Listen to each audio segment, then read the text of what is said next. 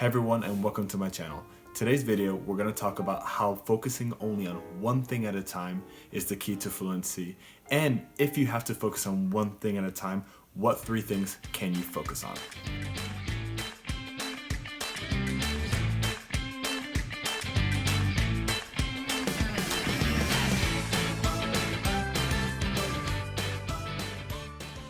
So we've already established that learning one thing at a time is better than 1,000. But why is that? Well, in my experience of learning languages and helping other people do so as well, I found that learning one thing at a time just makes things a lot easier. When we're learning a language, we're thinking about 1,000 different things at the same time, especially if you're a beginner. You're gonna be sitting there, you're gonna be sweating, you're gonna be thinking, okay, if they say this, what am I gonna say next? If I say this, what are they gonna respond with next?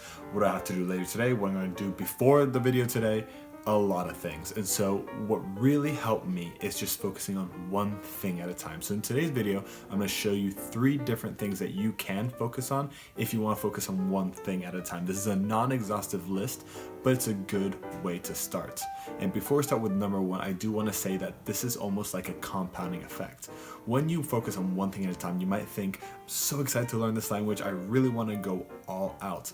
But you're going to notice that this is a marathon and not a sprint. So by focusing on one thing at a time, you're going to help not just gloss over different things, because sometimes if you're trying to learn 6 things at the same time, you're not actually going to learn them, and by the end of the 12 months of learning, you're going to have big gaps of knowledge in your learning. And if you just do one at a time and really make sure that you learn it as well as you can and as well as possible without having any gaps in your knowledge, you're going to go much further in the long run. So number 1 is idioms. What are idioms? Idioms are set phrases that we use in our language to express a certain thought. Now those words separately might not make sense, but together they do. For example, an idiom can be best of both worlds. If you're thinking, yeah, I kind of just want the best of both worlds. For a foreigner, for someone that's starting to learn English, this might be like, best of both worlds? What worlds? Best of what? It doesn't even make sense, but together it does. Another one can be, don't judge a book by its cover. Now this is a very common one, but separating it out, you might think, don't judge a book by its cover. You're like, wait, what? Another one, for example, is feeling under the weather. And so you might think, feeling under the what?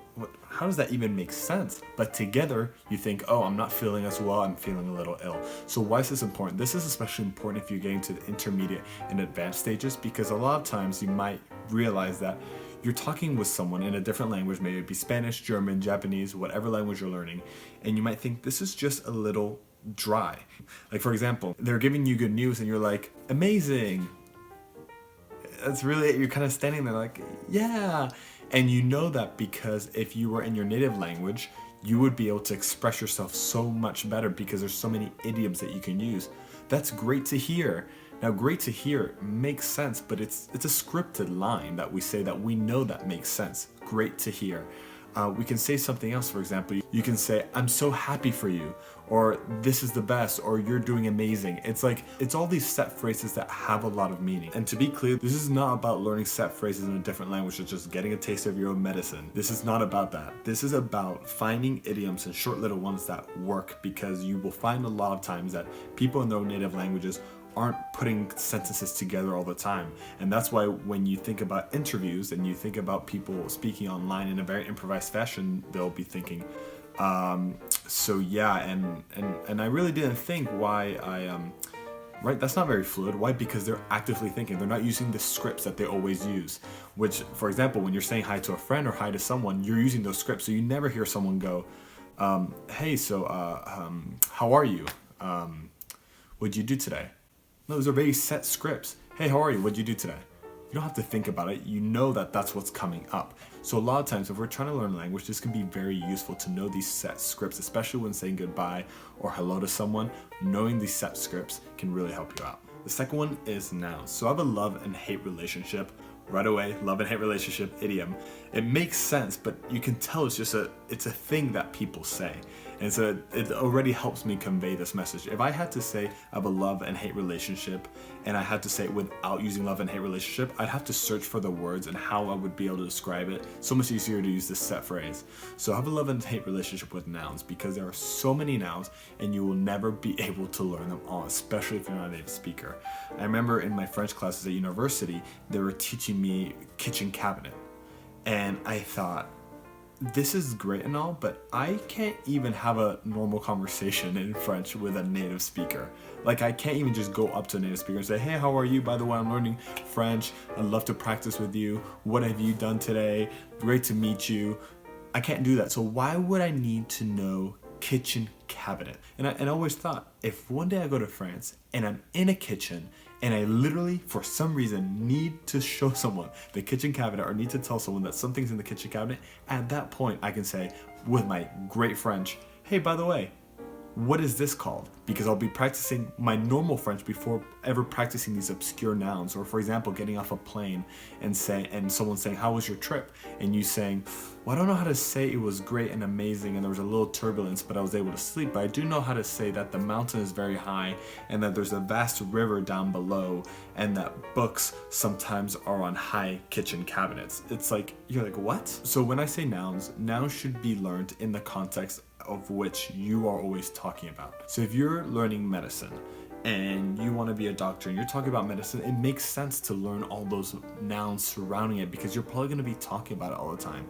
Or if you're really into video games or into comics or into sports, if you're really into tennis, it makes sense that you're like, okay, well, how do you say racket? Or how do you say ball? How do you say topspin serve? How do you say forehand? How do you say backhand? Now, these nouns for other people don't make any sense. It should probably honestly never even learn them, but as someone that likes tennis, it will help because it serves no purpose for me to learn nouns when I have so much other things to learn. And at this point in language learning, it's not about learning everything, but it is really about prioritizing. Learning a language is a huge, think of a language as like 10,000 encyclopedias just stacked in together, and you're thinking either I can spend 10 years going from volume 1 all the way to volume 10, going every single page, chapter by chapter, line by line, word by word, or I can say, you know what, I know there's a lot of information here, but I can definitely prioritize. I can definitely see that this stuff is very important to me, and this is the stuff that I find very interesting, and this is what will move me ahead. And after that, if I have time and I want to know more, then there's other information that I can grasp. But until then, I need to practice essentialism, and I only need to practice the essential. And number 3 is conjugations. So conjugations of verbs are very important, and of course everyone's always doing them, how to conjugate different verbs, and for good reason. You need to know how to conjugate your verbs. So once you're practicing with your language partners and you're focusing on one thing at a time, maybe you're thinking, this conversation I want to focus on the past tense and particularly on these 3 verbs, or I want to practice the future, particularly this one verb because I'm always screwing it up.